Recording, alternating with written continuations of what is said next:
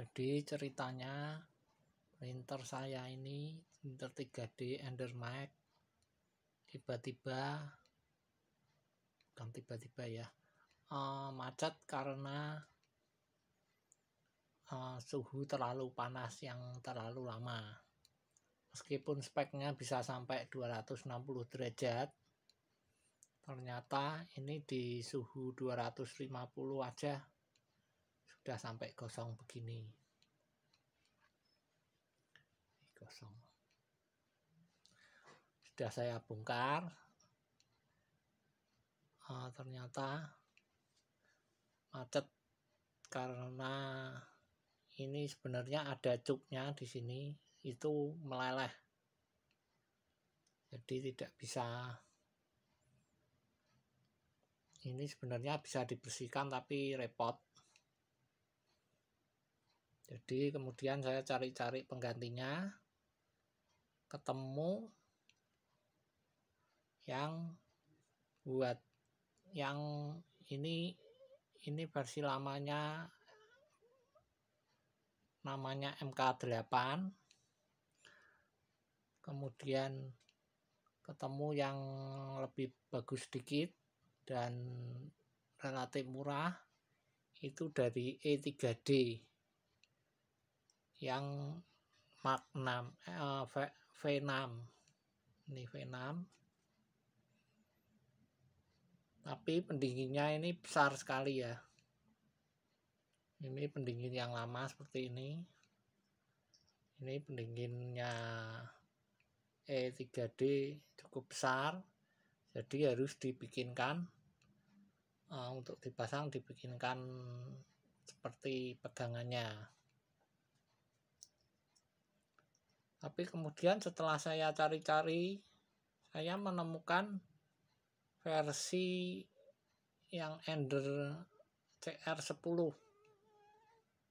Menurut penjualnya ini sesuai dengan V6.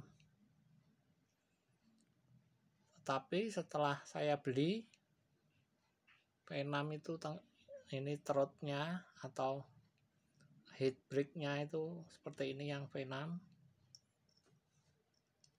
Ini cocok dengan yang ini ya. Ini cocok dengan yang besar ini, apa namanya, heatsinknya yang besar. Tapi setelah saya beli yang versi CR10 ini, ternyata tidak bisa masuk. Jadi dia butuh yang lebih kecil. Ini M7 dan ini M6.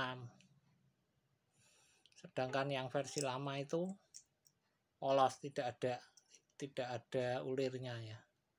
Yang lama ini polos dan ada pegangannya dua. Ada pegangan dua begini ke heat blocknya.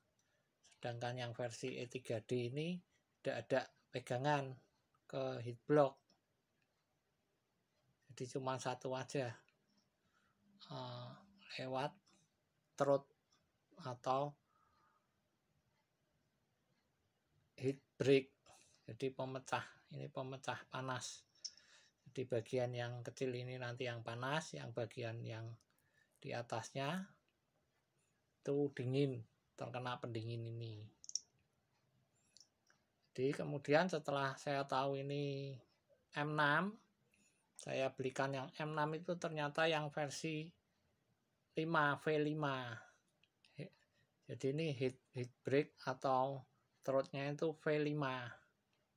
Dan ini cocok sekali di sini, bisa masuk.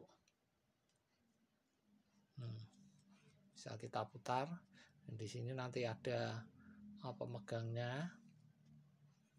Ya di sini kelemahannya karena ini hanya satu pemegang ini, jadi mudah untuk berputar. Meskipun ini nanti sudah dikunci di sini, tapi bila kita nanti ingin mengganti nozzle-nya, ini nozzle nanti di bawah sini, itu harus kita pegang heat block-nya dengan tang atau menjepit supaya tidak berputar. Soalnya kalau sampai berputar nanti di sini ada koneksi kabelnya, itu bisa jadi tercerabut gitu ya. Kelemahannya di situ. Kemudian untuk heat break ini saya lihat-lihat di market, ternyata juga ada beberapa macam.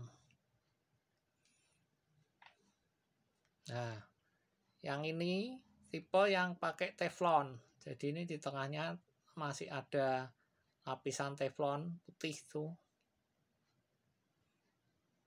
Jadi nanti ini filamen masuk itu melalui lapisan teflon. Meskipun di sini ada metalnya ya. Metalnya sedikit, jadi teflonnya cukup panjang. Kemarin sempat bisa copot, itu panjangnya kira-kira segini. Itu yang versi teflon. Kemudian ada versi kedua yang metal semua. Nih, yang metal. Jadi ini dari ujung sini sampai ujung sini itu metal semua. Ini untuk suhu tinggi. Jadi karena lapisan teflon itu sama seperti yang lama, jadi yang lama ini, yang lama itu juga ada lapisan teflonnya. Yang lama ini kan, ini yang gosong ini sebenarnya ada lapisan teflonnya. Mungkin ini teflonnya sudah ikut lumer ya. Ini ada lapisan teflonnya. Saya bongkar sudah tidak ada. Mungkin sudah lumer. Jadi untuk yang lapisan teflon itu tidak bisa sampai 240, 250 ya. 240 mungkin masih bisa. 250 derajat itu sudah mulai berubah bentuk lah. Jadi kemudian saya mungkin akan pakai yang ini, yang all metal, di lapisan metal semua. Kemudian ada satu lagi itu yang namanya bor 4.1. Bor 4.1. Jadi ini lubangnya 4 mili, tembus sampai ke sini. Fungsinya untuk teflon yang 4 mili. Teflon yang 4 mili ini PFTE tube dari extruder itu bisa langsung masuk sampai ke bawah. Keunggulannya untuk teflon yang 4 mili itu ada yang lebih keras, ada yang perusahaan ya, perusahaan atau merek Capricorn itu bisa sampai 280 derajat. Jadi kalau ini yang biasa ya. Biasa saya beli yang clear biar bisa kelihatan sedikit filamennya. Kalau untuk yang Capricorn biasanya warna biru itu bisa sampai 280.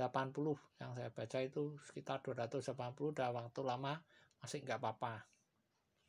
Nah ini kok bisa menggunakan yang bor 4.1. Nih, jadi ada 3.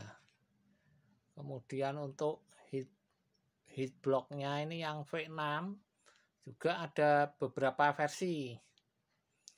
Ini yang versi biasa, jadi heater dan termistornya bisa pakai yang lama. Ini mirip. Ini yang lama, heater dan termistor akan mirip. Lubang-lubangnya mirip. Ada juga yang versi pakai termistor yang lebih tahan panas, bisa sampai 300 derajat. Tapi itu harus ganti termistornya. Dan mungkin juga heaternya, tapi heaternya mungkin sudah bisa sampai tinggi ya. Termistornya itu yang mengukur. Jadi ini heater Ini heater atau pemanasnya. Nah, ini termistor yang mengukur panasnya. Jadi nanti ada yang memanaskan, ada yang mengukur hasil panasnya berapa gitu. Ini ada juga yang versi Volcano namanya. Dia lebih tebal lagi dan apa namanya, nozzle-nya itu lebih panjang. Nanti masuk ke sininya lebih panjang karena dia heat block-nya lebih tebal. Untuk yang V6 sendiri itu nozzle-nya pakai yang kayak gini, E3D V6. Ini nozzle yang 4 mili ya. Seperti ini dibanding yang lama yang MK8. MK8 yang kayak gini. MK8 itu relatif lebih pendek ulirnya. Yang V6 itu ulirnya agak panjang. Ya karena heat block-nya juga lebih tebal yang ini ya. Meskipun lebih kecil tapi dia lebih tebal yang V6. Ini yang V6, ini yang MK8. MK8 lebih besar tapi tebalnya kalah. Lebih tebal yang MK yang V6. Jadi ini nanti akan saya coba pasang, dan untuk heat block ini ada penutupnya dari silikon itu sendiri, apa namanya, beda dengan yang MK8. Ini juga bawaannya juga ada silikonnya sendiri. Jadi jangan lupa nanti kalau beli sekalian beli silikonnya. Kebetulan ini saya belinya eceran. Sebenarnya ada juga yang sudah satu set. Tapi karena saya ingin pakai pemanas dan termistornya yang lama, jadi saya belinya eceran. Dan ini clone ya, bukan yang original. Mungkin kalau yang original bahannya lebih bagus, karena harganya juga lebih mahal.